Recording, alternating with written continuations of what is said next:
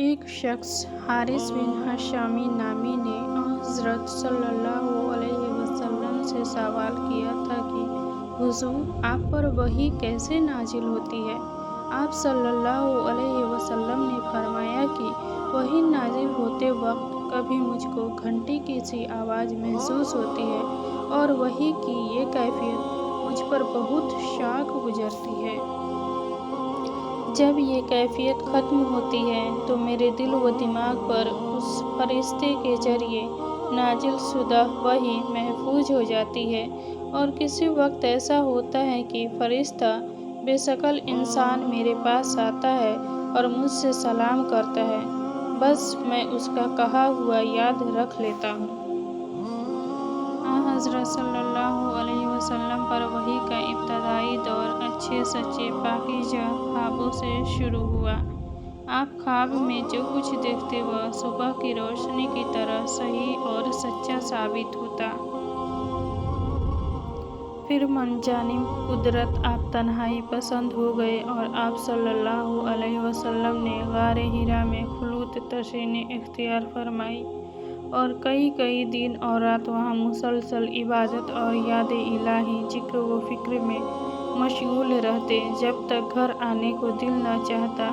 توشہ ہمراہ لیے ہوئے وہاں رہتے۔ توشہ ختم ہونے پر ہی اہلیہ محترمہ حضرت خدیجہ رضی اللہ عنہا کے پاس تشریف لاتے اور کچھ توشہ ہمراہ لے کر پھر وہاں جا کر خلوت غازی ہو جاتے۔ یہی طریقہ جاری رہا، یہاں تک کہ آپ پر حق منکشف ہو گیا اور آپ غار حرا ہی میں قیام پذیر تھے کہ اچانک حضرت جبریل علیہ السلام آپ کے پاس حاضر ہوئے اور کہنے لگے کہ اے محمد، پڑھو۔ آپ فرماتے ہیں کہ میں نے کہا کہ میں پڑھنا نہیں جانتا۔ آپ صلی اللہ علیہ وسلم فرماتے ہیں کہ فرشتے نے مجھے پکڑا اور اتنے زور سے کھینچا کہ میری طاقت جواب دے گئی۔ پھر مجھے چھوڑ کر کہا کہ پڑھو۔ میں نے پھر وہیں جواب دیا کہ میں پڑھا ہوا نہیں ہوں۔ اس فرشتے نے مجھ کو نہایت ہی زور سے کھینچا کہ مجھ کو سخت تکلیف محسوس ہوئی۔ پھر اس نے کہا کہ پڑھو۔ میں نے کہا کہ میں پڑھا ہوا نہیں ہوں۔ فرشتے نے تیسری بار مجھ کو پکڑا اور تیسری مرتبہ پھر مجھ کو کھینچا، پھر مجھے چھوڑ دیا اور کہنے لگا کہ پڑھو اپنے رب کے نام کی مدد سے، جس نے پیدا کیا اور انسان کو خون کی پھٹکی سے بنایا۔ پڑھو اور آپ کا رب بہت ہی مہربانیاں کرنے والا ہے۔ بس یہی آیتیں آپ حضرت جبریل علیہ السلام سے سن کر اس حال میں غار حرا سے واپس ہوئے کہ آپ کا دل اس انوکھے واقعہ سے کانپ رہا تھا۔ آپ حضرت خدیجہ کے ہاں تشریف لائے اور فرمایا کہ مجھے کمبل اڑا دو، مجھے کمبل اڑا دو۔ لوگوں نے آپ کو کمبل اڑا دیا۔ جب آپ کا ڈر جاتا رہا تو آپ نے اپنی زوجہ محترمہ حضرت خدیجہ رضی اللہ عنہا کو تفصیل کے ساتھ واقعہ سنایا اور فرمانے لگے کہ مجھ کو اب اپنی جان کا خوف ہو گیا ہے۔ آپ کی اہلیہ محترمہ حضرت خدیجہ رضی اللہ عنہا نے آپ کی ڈھارس بندھائی اور کہا کہ آپ کا خیال صحیح نہیں ہے۔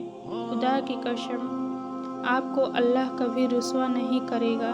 آپ تو اخلاق فاضلہ کے مالک ہیں۔ آپ تو کنبہ پرور ہیں، بے کسوں کا بوجھ اپنے سر پر رکھ لیتے ہیں، مفلسوں کے لیے آپ کماتے ہیں، مہمان نوازی میں آپ بے مثال ہیں اور مشکل وقت میں آپ امر حق کا ساتھ دیتے ہیں۔ ایسے اوصاف حسن والا انسان یوں بے وقت ذلت و خواری کی موت نہیں پا سکتا۔ پھر مزید تسلی کے لیے حضرت خدیجہ رضی اللہ عنہا آپ صلی اللہ علیہ وسلم کو ورقہ بن نوفل کے پاس لے گئیں، جو ان کے چچا زاد بھائی تھے اور زمانہ جہالت میں نصرانی مذہب اختیار کر چکے تھے اور عبرانی زبان کے کاتب تھے۔ چنانچہ انجیل کو بھی حسب منشاء خداوندی عبرانی زبان میں لکھا کرتے تھے۔ انجیل سریانی زبان میں نازل ہوئی تھی، پھر اس کا ترجمہ عبرانی زبان میں ہوا۔ ورقا اس کو لکھتے تھے۔ وہ بہت بوڑھے ہو گئے تھے، یہاں تک کہ ان کی بینائی بھی رخصت ہو چکی تھی۔ حضرت خدیجہ رضی اللہ عنہا نے ان کے سامنے آپ کی حالات بیان کیے اور کہا کہ اے چچا جاد بھائی، اپنے بھتیجے محمد صلی اللہ علیہ وسلم کی زبانی ذرا ان کی کیفیت سن لیجیے۔ وہ بولے کہ بھتیجے، آپ نے جو کچھ دیکھا ہے اس کی تفصیل سناؤ۔ چنانچہ آپ صلی اللہ علیہ وسلم نے از اول تا آخر پورا واقعہ سنایا، جسے سن کر ورقا بے اختیار ہو کر بول اٹھے کہ یہ تو وہی ناموس معزز رازدان فرشتہ ہے جسے اللہ نے حضرت موسیٰ علیہ السلام پر وحی دے کر بھیجا تھا۔ کاش میں آپ کے اس عہد نبوت کے شروع ہونے پر جوان عمر ہوتا، کاش میں اس وقت تک زندہ رہتا جب کہ آپ کی قوم آپ کو اس شہر سے نکال دے گی۔ رسول کریم صلی اللہ علیہ وسلم نے یہ سن کر تعجب سے پوچھا کہ کیا وہ لوگ مجھ کو نکال دیں گے، حالانکہ میں تو ان میں صادق، امین و مقبول ہوں؟ ورقا بولا، ہاں، یہ سب کچھ سچ ہے، مگر جو شخص بھی آپ کی طرح امر حق لے کر آیا، لوگ اس کے دشمن ہی ہو گئے ہیں۔ اگر مجھے آپ کی نبوت کا وہ زمانہ مل جائے تو میں آپ کی پوری مدد کروں گا۔ مگر ورقا کچھ دنوں کے بعد انتقال کر گئے۔ پھر کچھ عرصہ تک وحی کی آمد موقوف رہی۔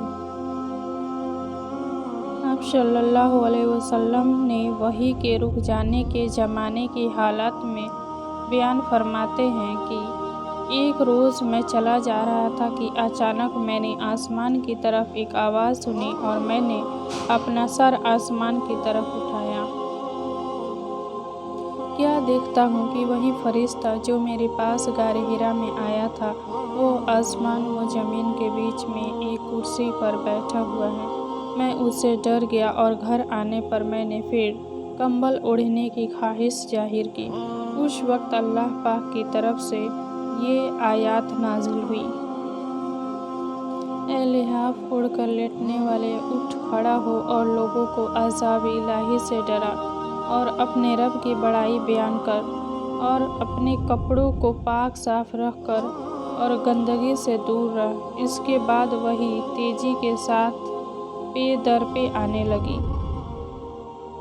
رسول اللہ صلی اللہ علیہ وسلم نزول قرآن کے وقت بہت سختی محسوس فرمایا کرتے تھے، اور اس کی علامتوں میں سے ایک یہ تھی کہ یاد کرنے کے لیے آپ اپنے ہونٹوں کو ہلاتے تھے۔ ابن عباس رضی اللہ عنہ نے کہا، میں اپنے ہونٹ ہلاتا ہوں جس طرح آپ ہلاتے تھے۔ سعید کہتے ہیں، میں بھی اپنے ہونٹ ہلاتا ہوں جس طرح ابن عباس رضی اللہ عنہ کو میں نے ہلاتے دیکھا۔ پھر انہوں نے اپنے ہونٹ ہلائے۔ ابن عباس رضی اللہ عنہ نے کہا، پھر آیت اتری کہ اے محمد، قرآن کو جلد جلد یاد کرنے کے لیے اپنی زبان ہلاؤ۔ اس کا جمع کر دینا اور پڑھا دینا ہمارا ذمہ ہے۔ حضرت ابن عباس رضی اللہ عنہ کہتے ہیں، یعنی قرآن آپ صلی اللہ علیہ وسلم کے دل میں جمع دینا اور پڑھا دینا ہمارا ذمہ ہے۔ پھر جب ہم پڑھ سکیں تو اس پڑھے ہوئے کی اتباع کرو۔ ابن عباس رضی اللہ عنہ فرماتے ہیں، اس کا مطلب یہ ہے کہ آپ اس کو خاموشی کے ساتھ سنتے رہو۔ اس کے بعد مطلب سمجھا دینا ہمارا ذمہ ہے۔ پھر یقیناً ہماری ذمہ داری ہے کہ آپ اس کو پڑھو، یعنی اس کو محفوظ کر سکو۔ چنانچہ اس کے بعد جب آپ کے پاس حضرت جبریل علیہ السلام وحی لے کر آتے تو آپ توجہ سے سنتے۔ جب وہ چلے جاتے تو رسول اللہ صلی اللہ علیہ وسلم اس وحی کو اسی طرح پڑھتے जिस तरह हज़रत जिब्रील अलैहिस्सलाम ने उसे पढ़ा था। रसूलुल्लाह सल्लल्लाहु अलैहि वसल्लम सब लोगों से ज़्यादा जवाद यानी शफ़ी थे और रमज़ान में दूसरे औक़ात के मुकाबला में जब जिब्रील आप सल्लल्लाहु अलैहि वसल्लम से मिलते बहुत ही ज़्यादा जुदो करम फरमाते। हरक़ल यानी शाह रूम ने उनके पास कुरैश के काफ़िले में एक आदमी बुलाने को भेजा और उस वक्त ये लोग तजारत के लिए मुल्क शाम गए हुए थे और ये वह ज़माना था जब रसूलुल्लाह सल्लल्लाहु अलैहि वसल्लम ने कुरैश और अबू सुफियान से एक वक्ती अहद किया हुआ था। जब अबू सुफियान और दूसरे लोग हरकिल के पास एलिया पहुँचे जहाँ हरकिल ने दरबार तलब किया था, उसको वह गिर्द रूम के बड़े बड़े लोग उलमा वज़रा अमरा बैठे हुए थे। हरकिल ने उनको और अपने तर्जमान को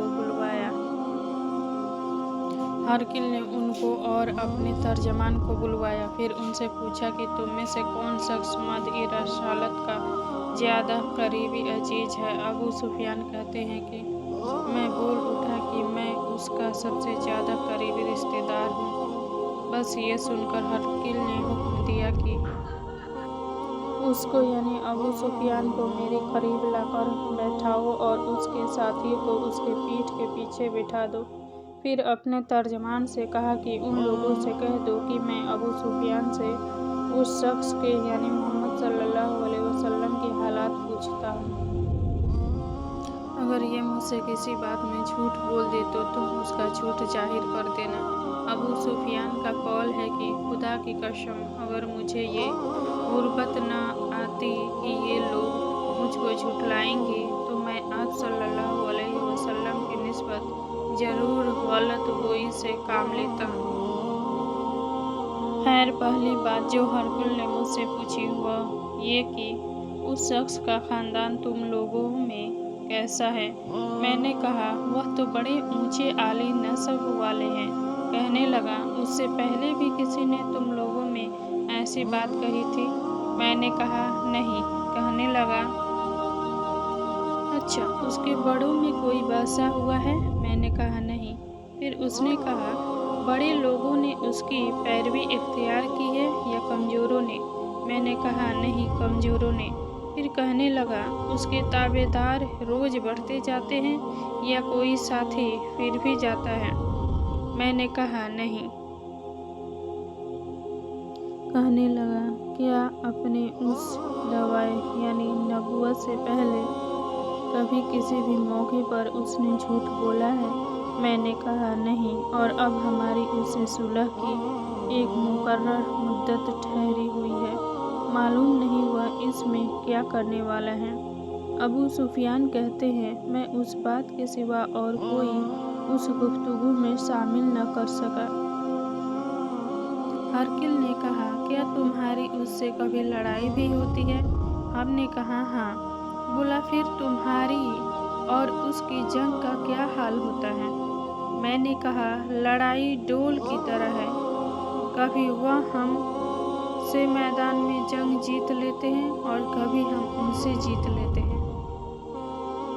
हरकिल ने पूछा वह तुम्हें किस बात का हुक्म देता है। मैंने कहा वह कहता है कि सिर्फ एक अल्लाह ही की इबादत करो, उसका किसी को शरीक न बनाओ और अपने बाप दादा की शिर्क की बातें छोड़ दो और हमें नमाज पढ़ने, सच बोलने, परहेजगारी और सिला रहमी का हुक्म देता है।